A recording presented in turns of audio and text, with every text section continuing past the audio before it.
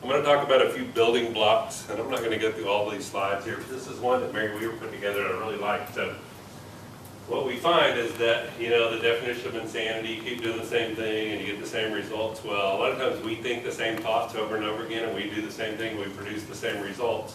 And what we do is we bounce off this limited personal ability because we just can't do it.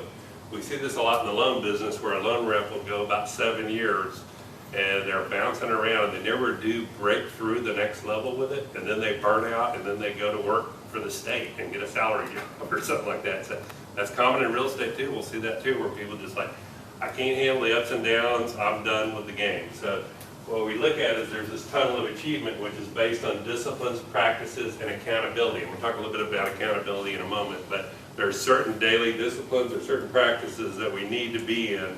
And we need to always be inventing and designing new ways and new practices to be in all the time.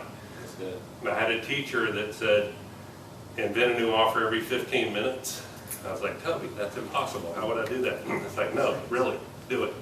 So you can actually do that, and some of it are narratives that you already know, but you just change them up a little bit based on the relevance of the situation.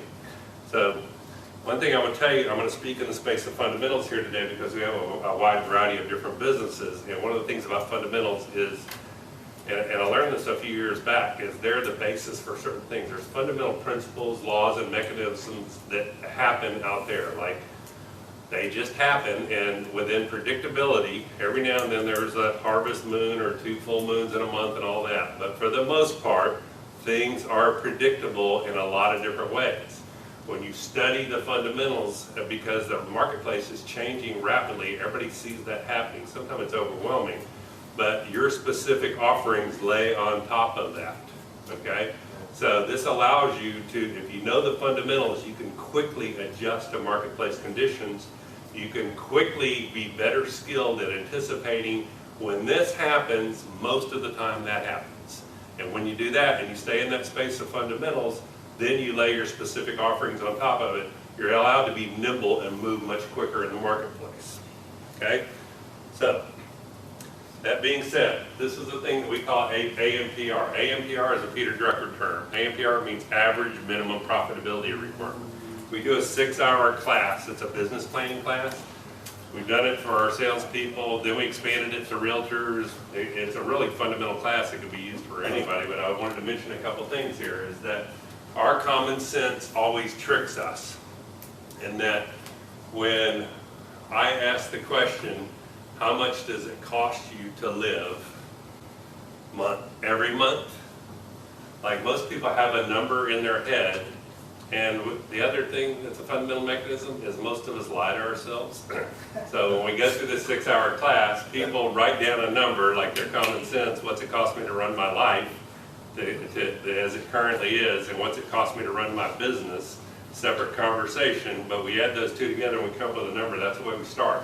Then we actually construct it based on grounding of real numbers that are out there. So you break out your checkbook, you look at, okay, oh yeah, I didn't think about that because that only happens once a year, all those kind of different things.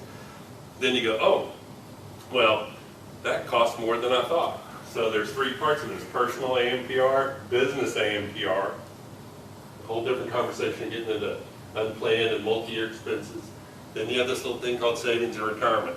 Not only do you have to provide for your lifestyle as you are right now, there is a future period of time when either you won't be able to work because they aren't hiring Walmart greeters anymore, or whatever it is. You can't stand on your feet 8 hours a day anymore at Dillard's or whatever it is.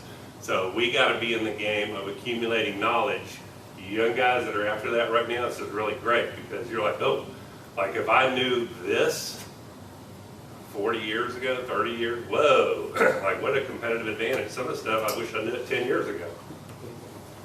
But we don't, so it is what it is. So the third piece of that, and this could get really dark and gloomy if you realize how much money you need to live your life, and you realize there's an inflation rate, typically a 3% fundamental mechanism.